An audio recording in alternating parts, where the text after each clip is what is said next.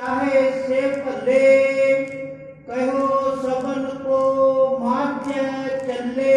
गुरु साहब जी महाराज कहते ने हुण सरोवर बनाना है, अमृतसर साहब का सरोवर की तैयारी करवानी थी। सारी संगत नूं कहा चलो भाई सारे माझे विच चलो। माझे का भाव तरन तारण अमृतसर ये सारा एरिया माझे विच आउंदा है। एक दुआबा है, दोवां दरियावां दे विच जिहड़ा आउंदा है, सतलुज ते ब्यास दे विच जिहड़ा एरिया नूं दुआबा कहा जाता है। और जिहड़ा सतलुज तो उन्हां दा एरिया है उस नूं मालवा गिणिया जांदा।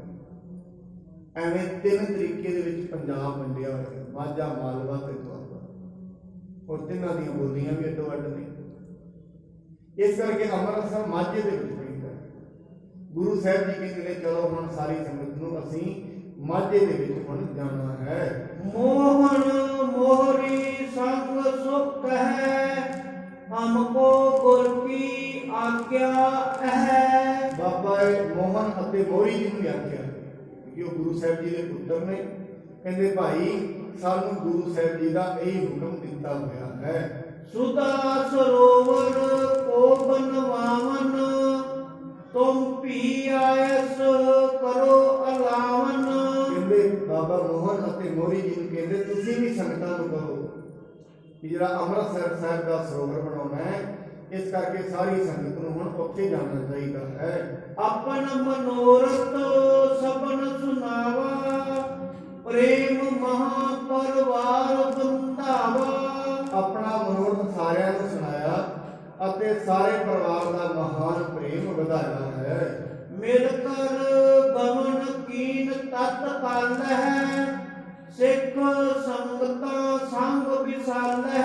फिर उस तो बाद गुरु महाराज जी बहुत ज्यादा संगतां ਨੂੰ ਲੈ ਕੇ श्री अमृतसर ਵੱਲ ਨੂੰ ਚੱਲ ਪਏ ਹਨ। पए तुरंगन पर असवार, जो पारों ने दीन उधार। गुरु महाराज जी उस घोड़ी ते सवार होए ने ਜਿਹੜੀ ਭਾਈ ਪਾਰੋ जी ने गुरु अमरदास जी ਨੂੰ ਦਿੱਤੀ ਸੀ, और गुरु अमरदास महाराज जी ने गुरु रामदास जी ਨੂੰ ਦਿੱਤੀ है। चंचल महाचलत गुण रूरी, उचरत बड़े वेग ते पूरी। वो घोड़ी बड़ी चंचल ਅਤੇ सुंदर सी, और इन्नी तेज गति ਦੇ ਨਾਲ ਉਹ ਚੱਲਦੀ ਸੀ ਜਿਵੇਂ ਉਹਦੇ ਧਰਤੀ ਉੱਤੇ ਪੈਰ ਹੀ ਨਹੀਂ ਲੱਗਦੇ ਹਨ। मनो अवन पर पाए न लावे, दिखयंत उडी गगन जन जावे। ਐਵੇਂ ਲੱਗਦਾ ਸੀ ਜਿਵੇਂ ਉਹ ਧਰਤੀ ਤੇ ਪੈਰ ਹੀ ਨਹੀਂ ਲਾਉਂਦੀ, और ਜਿਵੇਂ ਆਕਾਸ਼ ਦੇ ਵਿੱਚ ਹੀ ਉੱਡੀ ਜਾਂਦੀ ਹੈ। मन की गत को लखबे करे, जिम इच्छा तिम ही अनुसरै। ਉਹ ਜਿਹੜੀ ਘੋੜੀ ਕਿੱਡੀ ਚੰਚਲ ਚਿੱਤੀ ਸੀ, ਜਿਹੜਾ ਅਸਵਾਰ ਉੱਤੇ ਬੈਠਾ ਉਹਦੇ ਮਨ ਦੀ ਗੱਲ ਨੂੰ ਨਹੀਂ ਜਾਣਦਾ। ਭਾਵੇਂ ਕਿਸੇ ਨਾ ਕਿਸੇ ਤਰੀਕੇ ਨਾਲ ਜਿਵੇਂ ਘੋੜੀਆਂ ਬਹੁਤ ਸੋਹਣੀਆਂ ਸੋਹਣੀਆਂ ਹੁੰਦੀਆਂ ਨੇ, ਉਹਨਾਂ ਦੇ ਵਿੱਚ ਕਈ ਇਸ ਪ੍ਰਕਾਰ ਦੇ ਗੁਣ ਹੁੰਦੇ ਨੇ। ਉਹ ਆਪਣੇ ਅਸਵਾਰ ਦੇ ਬੈਠਿਆਂ ਵੀ ਅਸਵਾਰ ਦੀ ਹਰੇਕ ਡਾਇਰੈਕਸ਼ਨ ਜੋ ਵੀ ਉਹ ਦਿੰਦਾ ਹੈ, ਇਸ਼ਾਰਾ ਦਿੰਦਾ ਹੈ, ਉਸ ਨੂੰ ਸਮਝ ਜਾਂਦੀ ਹੈ। अलप काल में चले विशाला, अब लोक है विस्मय नर जाला। थोड़े समय ਦੇ ਵਿੱਚ ਉਹ ਘੋੜੀ ਬਹੁਤਾ ਪੈਂਡਾ ਤੈਅ ਕਰਿਆ ਕਰਦੀ ਸੀ। ਲੋਕਾਂ ਨੇ ਜਦੋਂ ਵੀ ਵੇਖਣਾ ਇਸ ਤੋਂ ਖੁਸ਼ ਹੋਇਆ ਕਰਦੇ ਸਨ। ਚੱਕ ਗੁਰੂ ਕੇ ਪਹੁੰਚੇ ਜਾਏ, ਸੰਗ ਸੰਗਤਾਂ ਹੈ ਸਮੁਦਾਏ। ਪਹਿਲਾ ਨਾਮ ਅੰਮ੍ਰਿਤਸਰ ਦਾ ਗੁਰੂ का ਚੱਕ ਸੀ। ਚੱਕ ਗੁਰੂ का भी ਕਿਹਾ ਜਾਂਦਾ ਹੈ। ਜਾ ਕੇ ਉੱਥੇ ਪਹੁੰਚੇ ਹਨ। ਉੱਥੇ ਪਹੁੰਚਣ ਤੇ ਨਾਲ ਨਾਲ ਗੁਰੂ ਜੀ ਦੇ ਸੰਗਤਾਂ ਵੀ ਹਨ। ਕਾਰ ਤਾਲ ਕੀ ਕਛ ਕਰਵਾਈ, ਸਿੱਖ ਨਿਕਾਸੈ ਬੋ ਫਲ ਪਾਈ। ਗੁਰੂ ਸਾਹਿਬ ਦੀ ਕਾਰ ਸੇਵਾ ਕਰਾ ਰਹੇ ਨੇ ਸ਼੍ਰੀ ਹਰਿਮੰਦਰ ਸਾਹਿਬ ਜੀ। ਜਿੰਨੇ ਵੀ ਸਿੱਖ ਸੰਗਤਾਂ ਹਨ ਬੜੇ ਪ੍ਰੇਮ ਦੇ ਨਾਲ ਸੇਵਾ ਕਰ ਰਹੀਆਂ ਹਨ। ਮਹਾ ਮਹਾਤਮ ਸਤਿਗੁਰ ਕਹੈ, ਕਾਰ ਕਟਕ ਮਨ ਬਾਂਝਤ ਲਹੈ। ਮਹਾਰਾਜ ਕਹਿੰਦੇ ਨੇ ਭਾਈ ਇਹ ਸੇਵਾ ਦਾ ਬੜਾ ਮਹੱਤਵ ਹੈ। ਜੋ ਜੋ ਵੀ ਇੱਥੇ ਸੇਵਾ ਕਰੇਗਾ ਮੂੰਹ ਮੰਗੀਆਂ ਮਰਾਦਾਂ ਉਸ ਨੂੰ ਮਿਲਣਗੀਆਂ। ਐਸਾ ਵਰ ਗੁਰੂ ਸਾਹਿਬ ਜੀ ਨੇ ਕੀਤਾ ਹੈ। केतक मास जब रहत बिताए, कीरत पसरी चित अधिकाए। गुरु साहब जी की महिमा नेड़े तेरे सारी थी फैल गई, क्योंकि साध संगत बंदगी करने वाले की महिमा फैल जाती है। महाराज बाणी दे विच भी कहते हैं जो हरि के जन्म होंगे ने वो प्रगट हो जाते हैं। हर का भगत प्रगट नहीं छुपता, वो प्रगट हो जाता है, छुपता नहीं है। भावें छुपाने का जतन करते हैं, दसते नहीं किसी को, पर फिर भी साध संगत हो जाते हैं। जिवें चंदन का दरख्त होता है, चंदन के दरख्त की खुशबू पानी शुरू हो जाती है। भावें साध संगत चंदन के दरख्त की खुशबू सारिਆਂ ਨੂੰ लग जाती है, पर बांस से चंदन का कोई असर नहीं होता। कबीर बांस वडाई बूढ़िया एवं गुंडो कोई। बांस की चंदन की सुगंधी सारे दरख्तों से असर करती है, बांस से नहीं करती। इस करके महाराज बाणी भी कहते हैं जिनके चित्त कठोर है से बहे ना सतगुरु पास। इस करके जिन्हों के चित्त कठोर ने, बुद्धि निर्मल नहीं है, उन्होंने गुरु के शब्दों का भी कोई असर नहीं होता। उन्हें अपने मन की मर्जी करनी होती है। गुरु की करे इस तो लेना देना कुछ नहीं, अपने मन की। पर महाराज ने जो अपने मन की मर्जी करता है, अपने मन की मर्जी करके इस दुख मिलता है। अपने मन की मर्जी करके उन्हें कोई दुख नहीं है। अपने मन की मर्जी की है, अपनी बुद्धि के उत्ते हंकार होना, अपनी बुद्धि के अनुसार दुनिया को चलाने का यत्न करना, यह हंकार है। महाराज साहब जी कहते हैं अपनी बुद्धि का हंकार छड्ड, जो गुरु कहे सोई भल मनो। जो गुरु कहता है उन्होंने भला मन। जो गुरु के दसे मार्ग से मनुख तरेगा तुरेगा, सुख पहले का होंगे। सुख का मतलब यह नहीं था मनुख के कोल माया का आ जाना। माया तो बड़ी दुनिया को है, माया के इस दुनिया तो बड़े लोग होके चले गए, बड़े को ये सुख नहीं होता। सुख का मतलब है अंदर आत्मक शांति आ जाना। मनुख सुख के दुख में बराबर रहना, परमात्मा का पता लग जाना, दुनिया में समझ आ जानी इतने सच्चाई की है, झूठ की है, डर तो मुक्त हो जाना। महाराज बाणी कितने पतित उदाहरण भै हरण। भाव मनुख के अंदर डर है और डर विजगता है। कई प्रकार के डर वैसे विद्वाना ने गिने ने। इस करके मनुख के अंदर जदों तक डर नहीं ना जाता, जेड़ा सहम होंदा है, डर होंदा है, ये अपने आप दे विच ही बड़ी वड्डी मौत है। भाई तो महाराज ने कहा ना ते डर ना किसी को डरा, डर भी ना किसी चीज। शरीर ने खत्म हो जाना, तो डरना ये होना ही होना है। इनको समझ मनुख को बचा नहीं पाएगा, भावें जिन्ने मर्जी तरीके कर रहे। बड़ी दुनिया के यत्न भी किए ने, नहीं कर पाए।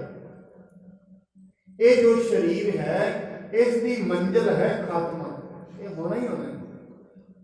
जिन्ने मर्जी यत्न मनुख कर ले, इनू तेरे बचा पाएगा। मलकल मौत जा आपसी सब दरवाजे, सारे दरवाजे भन के उन्हें पहुंच जाना है, इनू नहीं बचा पाएगा। फिर जे इनू बचा ही नहीं पाएगा तो समझ सकता है ये आनी होनी है। पहले माणिक ने जित दिहाड़े धन भरी साहे लई लिखाए, मरण लखाए मंडल मनिहारे। ये मनुख के लिखत है पक्की। इस करके सच्चे पातशाह जी महाराज कहते हैं इत्थे जो सेवा करेगा, सेवा का बड़ा बड़ा महात्म है। जिमें जिमें मनुख सेवा करता है, मनुख के हिरदे में बदलाव होता है। तो गुरु साहब की कीर्ति बड़ी दूर नहीं फैल गई।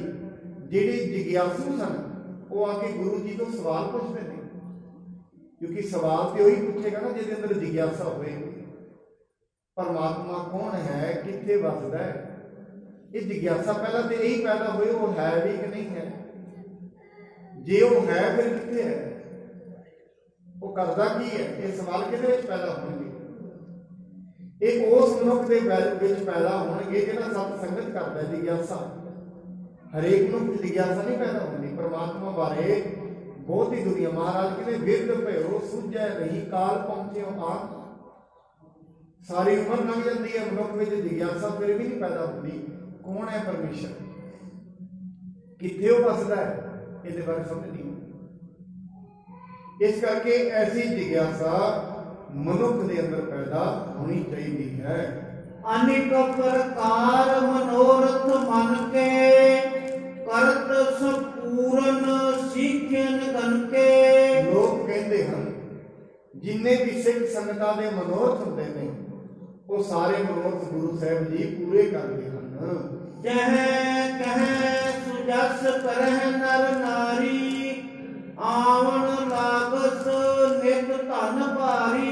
ਜਿੱਥੇ ਜਿੱਥੇ ਵੀ ਸੰਗਤਾਂ ਜਾਂਦੀਆਂ ਨੇ ਕਿ ਮਨੋਰਥ ਪੂਰੇ ਹੁੰਦੇ ਨੇ, ਇੱਛਾਵਾਂ ਪੂਰੀਆਂ ਹੁੰਦੀਆਂ ਨੇ, ਕਿਉਂਕਿ ਸਾਧ ਸੰਗਤ ਜਿਤੜੇ ਫਲ ਮਨ ਬਾਛੀਐ ਤਿਤੜੇ ਸਤਿਗੁਰ ਪਾਸ। ਗੁਰੂ ਕੋਲ ਤੇ ਹਰੇਕ ਵਸਤੂ ਹੈ, ਉਹ ਵੱਖਰੀ ਗੱਲ ਹੈ। ਮਨੁੱਖ ਲੈਣਾ ਕੀ ਚਾਹੁੰਦਾ ਹੈ, ਗੱਲ ਇਹ ਹੈ। ਜਿਵੇਂ ਕਿ ਦੁਕਾਨ ਤੇ ਜਾਈਏ ਸਾਰਾ ਹੀ ਸੌਦਾ ਪਿਆ ਹੈ, ਉਹ ਤੇ ਮਨੁੱਖ ਦੀ ਇੱਛਾ ਹੈ ਉਹਨਾਂ ਤੋਂ ਪ੍ਰਾਪਤੀ ਕੀ ਕਰਨੀ ਹੈ। ਇਸ ਕਰਕੇ ਗੁਰੂ ਦੇ ਕੋਲ, ਪਰਮਾਤਮਾ ਦੇ ਕੋਲ ਸਭ ਕੁਝ ਹੈ।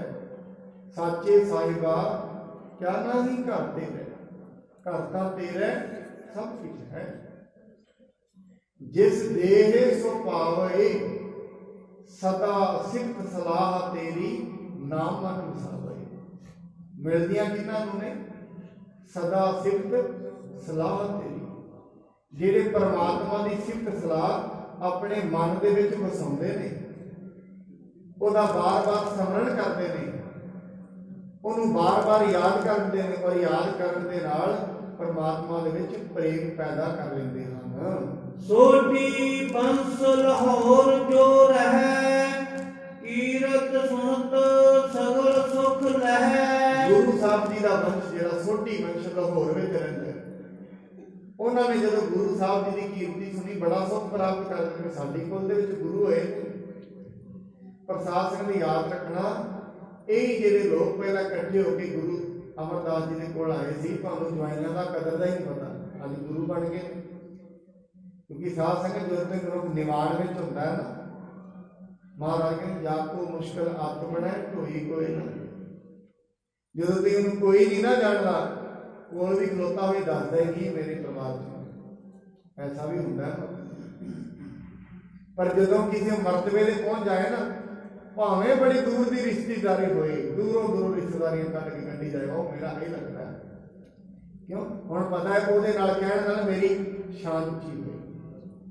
ਜਦੋਂ ਮਨੁੱਖ ਦੇ ਕੋਲ ਵਸਤੂਆਂ ਨਹੀਂ ਨਾ ਹੁੰਦੀਆਂ, ਮਨੁੱਖ ਉਹਦੀ ਡੈਫੀਨੇਸ਼ਨ, ਉਹਦਾ ਇੰਟਰੋਡਕਸ਼ਨ ਕਰਾਉਂਦੇ ਮਨੁੱਖ ਆਪਣੇ ਆਪ ਦੇ ਵਿੱਚ ਕਈ ਵਾਰੀ ਆਪਣੇ ਆਪ ਨੂੰ ਨੀਵਾਂ ਸਮਝਣਾ ਸ਼ੁਰੂ ਕਰ ਦਿੰਦਾ ਹੈ। ਅਮਰ ਗੁਰੂ ਨੇ ਗੁਰਤਾ ਦਈ ਸੰਗਤ ਸੰਗ ਅਧਿਕ ਤਿੰਨ ਭਈ। ਅਮਰ ਗੁਰੂ ਸੱਚੇ ਪਾਤਸ਼ਾਹ ਗੁਰੂ ਅਮਰਦਾਸ ਜੀ ਨੇ ਉਹਨਾਂ ਨੂੰ ਗੁਰਤਾ ਗੱਦੀ ਦਿੱਤੀ ਹੈ, ਤੇ ਬੜੀ ਜ਼ਿਆਦਾ ਜਿਹੜੀ ਸੰਗਤ ਹੈ ਉਹਨਾਂ ਦੇ ਨਾਲ ਜੁੜ ਗਈ। ਸਾਧ ਸੰਗਤ ਮੈਂ ਬੇਨਤੀ ਕਰ ਰਿਹਾ ਸੀ, ਜਦੋਂ ਮਨੁੱਖ ਕਿਤੇ ਮਰਤਬੇ ਤੇ ਪਹੁੰਚ ਜਾਂਦਾ ਹੈ ਨਾ, ਕਹਿੰਦੇ ਇੱਕ ਨੌਜਵਾਨ ਬੱਚਾ ਬੜੇ ਮਰਤਬੇ ਤੇ ਪਹੁੰਚਿਆ, ਉਹਦੀ ਜਿਹੜੀ ਮਾਤਾ ਹੈ ਉਹਦਾ ਰੂਪ ਥੋੜਾ ਕਰੂਪ ਸੀ, ਇੱਕ ਅੱਖ ਨਹੀਂ ਸੀ, ਅੱਖ ਥੋੜੀ ਬਰਾਉਨੀ ਸੀ, ਤੇ ਜਦੋਂ ਉਹ ਪਹੁੰਚਿਆ ਥੋੜਾ ਠੀਕ ਨਹੀਂ ਸੀ। ਆਪਣੇ ਘਰ ਵਿਆਹ ਹੋਇਆ, ਆਪਣੇ ਘਰਦਿਆਂ ਨੂੰ ਲੈ ਕੇ ਵੀ ਉੱਥੇ ਚਲਾ ਗਿਆ, ਨਾਲ ਹੀ ਕਿਸੇ ਨੂੰ ਦੱਸਣਾ ਵੀ ਨਾ ਮੇਰਾ ਫਲਾਣਾ ਪਿੰਡ ਹੈ। ਮਾਂ ਨੇ ਇੱਕ ਵਾਰੀ ਗਈ, ਮਾਂ ਨੂੰ ਉੱਥੋਂ ਕੱਢ ਹੀ ਦਿੱਤਾ। ਮਾਂ ਬਾਰ-ਬਾਰ ਮਿਲਣ ਦੀ ਵੀ ਕੋਸ਼ਿਸ਼ ਕਰਦੀ ਹੈ, ਨਾ ਮਿਲਿਆ। ਜੋ ਬਾਰ-ਬਾਰ ਕੋਸ਼ਿਸ਼ ਕਰਦੀ ਹੈ, ਇੱਕ ਦਿਨ ਕਹਿੰਦੇ ਨੇ ਹੌਲੀ-ਹੌਲੀ ਮਾਂ ਘਰ ਰਹਿਣ ਲੱਗ ਪਈ। ਇਹ ਅੰਤ ਦੇ ਵਿੱਚ ਉਹਦਾ ਦੇਹਾਂਤ ਹੀ ਹੋ ਗਿਆ, ਉਹ ਨਾ ਮੁੜਿਆ। ਇੱਕ ਦਿਨ ਮਿਲਣ ਵੀ ਗਈ, ਘਰੋਂ ਧੱਕੇ ਮਾਰੇ। ਕਹਿੰਦੇ ਘਰ ਵਾਪਸ ਆਇਆ, ਲੋਕਾਂ ਨੇ ਆਖਿਆ ਤੇਰੀ ਮਾਂ ਨਹੀਂ ਰਹੀ, ਵਾਪਸ ਆਇਆ। ਕਹਿੰਦੇ ਉੱਥੋਂ ਸਾਰਾ ਕੁਝ ਵੇਖਦਾ ਹੈ, ਇੱਕ ਪੱਤਰ ਮਿਲਿਆ ਉਹਨੂੰ, ਉਹਦੇ ਵਿੱਚ ਲਿਖਿਆ, ਬੇਟਾ ਮੈਂ ਸਦਾ ਤੋਂ ਕਰੂਪ ਨਹੀਂ ਸੀ, ਮੇਰਾ ਸਦਾ ਤੋਂ ਐਸਾ ਹਾਲ ਨਹੀਂ ਸੀ। ਬਚਪਨ ਦੇ ਵਿੱਚ ਤੇਰੀ ਇੱਕ ਅੱਖ ਚਲੀ ਗਈ ਸੀ, ਇਹ ਅੱਖ ਮੈਂ ਤੈਨੂੰ ਕੱਢ ਕੇ ਦਿੱਤੀ ਸੀ, ਉਹ ਤੈਨੂੰ ਦੇਣ ਕਰਕੇ ਮੈਂ ਕਰੂਪ ਹੋਈ ਹਾਂ, ਮੈਂ ਸਦਾ ਤੋਂ ਐਵੇਂ ਨਹੀਂ। ਪ੍ਰਸ਼ਾਸਨ ਉੱਥੇ ਬਹਿ ਕੇ ਰੋਂਦਾ ਹੈ, ਮੈਂ ਇਹ ਕੀ ਕਰ ਬੈਠਾ। ਜਦੋਂ ਮਨੁੱਖ ਮਰਤਬਿਆਂ ਤੇ ਪਹੁੰਚ ਜਾਂਦਾ ਹੈ, ਉਦੋਂ ਮਨੁੱਖ ਨਾਲ ਕੋਈ ਹੋਏ ਨਾ ਦੂਜਾ, ਉਦੋਂ ਉਹਨੂੰ ਡੈਫੀਨੇਟ ਕਰਨ ਲੱਗਿਆ ਵੀ ਮਨੁੱਖ ਨੂੰ ਸ਼ਰਮ ਆਉਂਦੀ ਹੈ। ਤੇ ਜਦੋਂ ਸਾਧ ਸੰਗਤ ਯਾਦ ਰੱਖਣਾ, ਜਦੋਂ ਕਿਸੇ ਮਰਤਬੇ ਤੇ ਉਹ ਮਨੁੱਖ ਪਹੁੰਚਿਆ ਹੁੰਦਾ ਹੈ, ਭਾਵੇਂ ਉਹ ਜੈਸਾ ਮਰਜ਼ੀ ਹੋਏ, ਪਹਿਲਾਂ ਤਾਂ ਸ਼ਰਮ ਆਉਂਦੀ ਸੀ ਉਹਦੇ ਨਾਲ ਖਲੋਂਦੇ ਆ, ਫਿਰ ਲੋਕ ਦੂਰੋਂ ਕਹਿੰਦੇ ਨੇ ਉਹ ਸਾਡਾ ਫਲਾਣਾ ਰਿਸ਼ਤਾ ਲੱਗਦਾ ਹੈ, ਦੂਰ ਤੇ ਦੂਰੋਂ। ਕਿਉਂ? ਉਹਨੂੰ ਪਤਾ ਇਹਦੀ ਪਦਵੀ ਦੇ ਨਾਲ ਮੇਰੀ ਇੱਜ਼ਤ ਵਧਣੀ। ਇਸ ਕਰਕੇ ਗੁਰੂ ਅਮਰਦਾਸ ਮਹਾਰਾਜ ਜੀ ਨੇ ਜਿਹੜੀ ਗੁਰਤਾ ਗੱਦੀ ਹੈ ਉਹ ਗੁਰੂ ਰਾਮਦਾਸ ਜੀ ਨੂੰ ਦਿੱਤੀ, ਔਰ ਗੁਰੂ ਰਾਮਦਾਸ ਮਹਾਰਾਜ ਜੀ ਦੇ ਨਾਲ ਬੜੀ ਜ਼ਿਆਦਾ ਸੰਗਤ ਵੱਧ ਗਈ। ਇੱਥੋਂ ਤੱਕ ਦੀ ਕਥਾ ਆਪਾਂ ਸਰਵਣ ਕਰਾਂਗੇ। ਕੱਲ੍ਹ ਨੂੰ ਗੁਰੂ ਮਹਾਰਾਜ ਜੀ ਸੋਢੀ ਹੰਸ ਦੇ ਸੱਦੇ ਤੇ ਲਾਹੌਰ ਜਾਣਗੇ, ਉੱਥੇ ਕੀ ਕੀ ਵਿਚਾਰਾਂ ਹੁੰਦੀਆਂ ਨੇ, ਇਹ ਕੱਲ੍ਹ ਦੀ ਕਥਾ ਵਿੱਚ ਸਰਵਣ ਕਰਾਂਗੇ। ਗੁਰੂ ਜੀ ਕਿਰਪਾ ਕਰਨ, ਆਪ ਸਰਬੱਤ ਸੰਗਤਾਂ ਦੇ ਘਰਾਂ ਪਰਿਵਾਰਾਂ 'ਚ ਸੁੱਖ ਸ਼ਾਂਤੀ ਨਾਮ ਦੀ ਦਾਤ ਬਖਸ਼ਣ, ਬੱਚਿਆਂ ਦੇ ਸਿਰਾਂ ਤੇ ਮਿਹਰ ਭਰਿਆ ਹੱਥ ਰੱਖਣ, ਸੁਭਾਤ ਬਖਸ਼ਣ, ਮਾਤਾ ਪਿਤਾ ਦੇ ਆਗਿਆਕਾਰੀ ਸਤਿਗੁਰੂ ਜੀ ਬਣਾਓ, ਦੇ ਅਰੋਗਤਾ ਦੀ ਦਾਤ ਬਖਸ਼ਣ। ਆਪ ਜੀ ਇਸੇ ਤਰੀਕੇ ਨਾਲ ਸਤ ਸੰਗਤ ਵਿੱਚ ਆ ਕੇ ਆਪਣੇ ਜੀਵਨ ਦੇ ਜੇ ਅਮੋਲਕ ਸਵਾਸ ਨੇ ਗੁਰੂ ਜੀ ਦੇ ਪਾਵਨ ਸੱਚ ਬਚਨ ਸੁਣ ਕੇ ਆਪਣੇ ਜੀਵਨ ਨੂੰ ਸਫਲ ਕਰ ਸਕੀਏ। ਇੰਨੀਆਂ ਬੇਨਤੀਆਂ ਪ੍ਰਵਾਨ।